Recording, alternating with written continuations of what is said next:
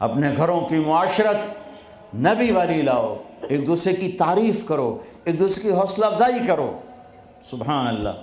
اللہ کے نبی گھر آئے، ام سلمہ کے گھر کی باری، کھانے کو کچھ نہیں، پکایا کچھ نہیں، ہے ہی کچھ نہیں، تو خامد و محمد مصطفیٰ جیسا اور آگے کھانا تیار نہ ہو تو بیوی کے دل پہ کیا گزرے گی؟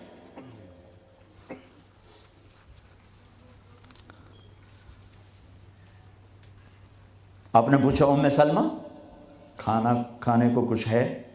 تو ایک دم انہوں نے بہت ہی ندامت لجاجت کے ساتھ کہا، یا رسول اللہ کچھ نہیں ہے، یہ سرکہ پڑا ہوا ہے۔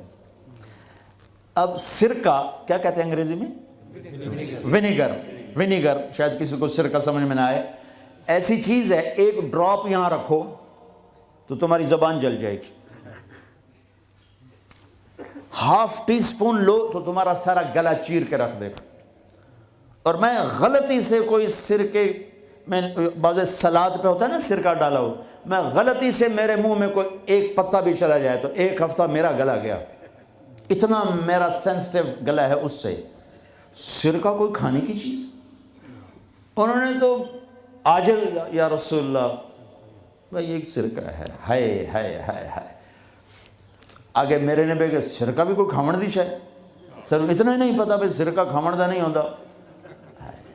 میرے نبی نے فرمایا ہو نعم الادام الخل، ام سلمہ سرکے جیسا تو سالن ہی کوئی نہیں، ہے سرکے جیسا تو سالن ہی کوئی نہیں۔ کیسے اپنی بیگم کو شرمندگی سے نکالا اور احساس کمتری سے نکالا، سرکے جیسا تو سالن ہی کوئی۔ جس گھر میں سرکہ ہے انہیں کسی سالن کی ضرورت ہی کوئی نہیں۔ یوں حوصلہ بڑھایا جاتا ہے۔ یہاں تو چونکہ وہ مقابلے کی ٹکر، یہاں بیویاں بھی ڈاڈی ہیں خوب، اور تو یہاں تو ان کی اپنی کونسلز بنی ہوئی ہیں۔ تو میں مسلمان عورت کو کہتا ہوں، چونکہ یہ میری بات آگے جا رہی ہے، آپ میرے سامنے بیٹھے ہو، ایک دوسرے کو عزت دو، برداشت کرو۔ میرے نبی نے فرمایا بہترین مسلمان وہ ہے جو بیوی سے اچھا سلوک کرتا ہو، اور بیوی سے فرمایا میری شریعت میں سجدہ ہوتا تو بیوی سے کہتا خامد کو سجدہ کر۔ بہترین صدقہ اولاد کی تربیت ہے۔ پورا گھر میرے نبی نے نقشہ بنا، ہر ایک کی قیمت بتائی۔ ماں تیرے قدموں تلے جنت، کہ کاش میری ماں زندہ ہوتی، تم دیکھتے میں کیا کرتا، میں عشاء کی نماز کے مصلی پر ہوتا، میں سورۃ فاتحہ پڑھ رہا ہوتا، ادھر سے آواز آتی میری ماں کی محمد، تو میں نماز توڑ کے کہتا لبیک اماں جان۔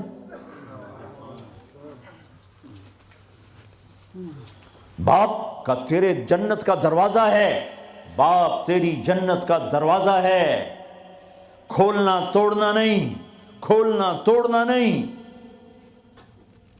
توڑ دیا تو جنت میں نہ جا سکو گے۔ سب سے بہترین مسلمان جو بیوی سے اچھا سلوک کرے، سب سے بہترین عورت جو اپنے خامند کی منشا کو دیکھے۔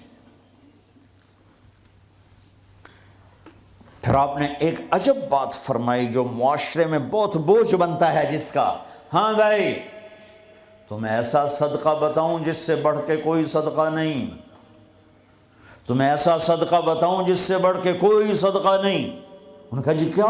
کہا الابنۃ المردودہ، جس کی بیٹی کو طلاق ہو گئی یا بیوہ ہو گئی اور گھر واپس آ گئی ماں باپ کے، یا ماں باپ نہیں ہے تو بھائی ہیں، وہ ایک بوجھ بنتی ہے ماں باپ پر بھی، اور بھائی تو ویسے ہی باغی ہو جاتے ہیں۔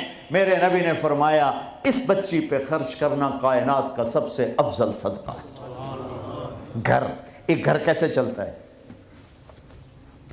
ہمارے ہاں پنجاب سندھ بلوچستان سرحد میں بہنوں کو وراثت میں کوئی حصہ نہیں ملتا، سب بھائی کھا جاتے ہیں۔ میرے نبی نے فرمایا جس کو اللہ نے 2 بہنیں دیں اس نے ان کا حق ادا کیا، شادی کی حق ادا کیا، ماں باپ کی وراثت میں سے ہوتا ہے. اگر میں نے کوئی خود کمایا ہے اس میں بہنوں کا حق نہیں. ماں باپ سے اگر 1 روپیہ بھی آیا ہے تقسیم کیا جائے گا. جس نے بہنوں کا حق ادا کیا، شادی کی حق ادا کیا، اس پہ جنت واجب ہو گئی. جس کو اللہ نے 3 بیٹیاں دیں، اس نے ان کی ڈولی اٹھائی، وہ جنت میں میرے ساتھ یوں ہوگا. ایک بولے. اگر 2 ہوں، کہ جس نے 2 بیٹیوں کی شادی کی وہ بھی ایسے ہوگا. اللہ بھلا کرے. ایک صحابی کا کہ جس کی 1 ہو، کہ جس کی 1 ہے، اگر اس نے اس کو عزت سے رخصت کیا تو وہ بھی میرے ساتھ ایسے ہی ہوگا. پھر کئی بچیوں کو طلاق پڑی ہے کہ اس کو بیٹا نہیں ہوتا. یہاں آنے سے پہلے کا واقعہ، پنڈی سے بچی رو رو برا حال اس کا. میں تو فون سنتا ہی نہیں ہوں ایسے کہ میرا تو کلیجہ پھٹ گیا ہے. ہے کہنے لگی کہ سسرال نے کہا تھا بیٹی ہوئی تو طلاق دے دیں. میں نے کہا اس میں میرا کیا قصور ہے، اور بیٹی ہی ہوئی اور مجھے طلاق پڑ گئی اور میں گھر آ گئی 22 سال کی عمر میں. بیٹی دینے والا اللہ اور ظلم کرنے والا سسرال. میرے نبی کو اللہ نے بیٹے دے کے اٹھا لیے. قاسم اٹھا لیے، عبداللہ اٹھا لیے، ابراہیم اٹھا لیے. 4 بیٹیاں دی، 3 زندگی میں اٹھا لی. زینب، ام کلثوم، رقیہ، تینوں آنکھوں کے سامنے چلی گئیں. فاطمہ سے نسل چلی. آپ نے فرمایا لوگوں کی نسل بیٹے سے چلتی ہے، میری نسل میری بیٹی فاطمہ سے چلی. اس لعنت کو دھویا. عورت کا کیا قصور ہے اگر اس بیچاری کو بچیاں ہو رہی ہیں؟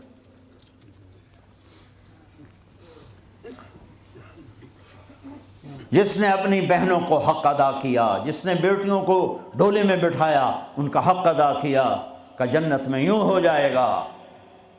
بہنوں کو دینا اتنا ضروری ہے، حرام ہو جاتی ہے روٹی.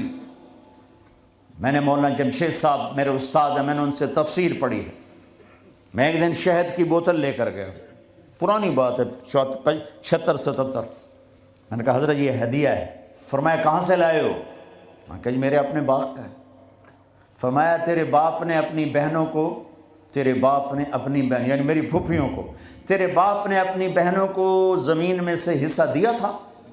یہ سوال کیوں کیا؟ 10 روپے کی شہد کی بوتل تھی اس وقت، کہ اگر دیا تھا تو یہ میں لے لوں گا، اگر نہیں دیا تو پھر یہ حرام ہے، میں نہیں لوں گا. یہ مطلب تھا. تیرے باپ نے بہنوں کو حصہ دیا تھا؟ میں کہا جی اللہ کا شکر ہے میرے باپ کی بہن ہی کوئی نہیں. 2 بھائی، ساری زمین 2 بھائیوں کی، 2 بھائی. میں نے کہا جی اب موجہ ہی موجہ، بہن تھی کو ہوتی تو کوئی نہ دیتے. پھر کہنے لگے اچھا تیرے دادا نے اپنی بہنوں کو زمین میں سے حصہ دیا تھا؟ میں کہا جی اس لیے میں جمعہ ہی کوئی نہ ہوں. اتنی ریسرچ کے بعد ایک شہد کی بوتل قبول فرمائی. بیٹیوں کو دینا اتنا ضروری ہے.